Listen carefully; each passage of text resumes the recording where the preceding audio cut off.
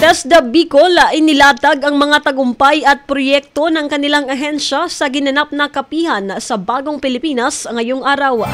Ang buong detalye ng balita nasa linya sa Megawatt Patrol number James Olikino. Bicol Network News Report!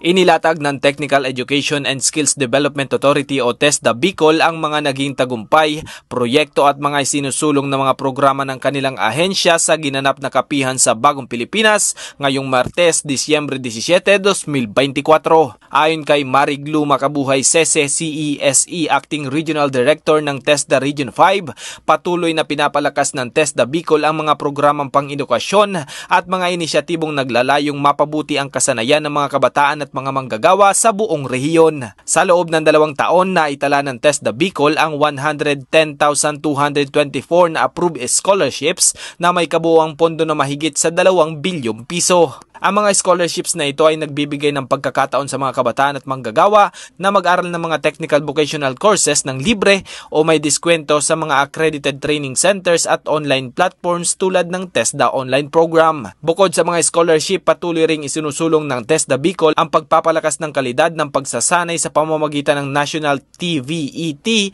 Trainer Certificate o NTTC, kung saan sa kasalukuyan ay mahigit 3,440 na trainers na sa rehiyon ang nakatanggap nito.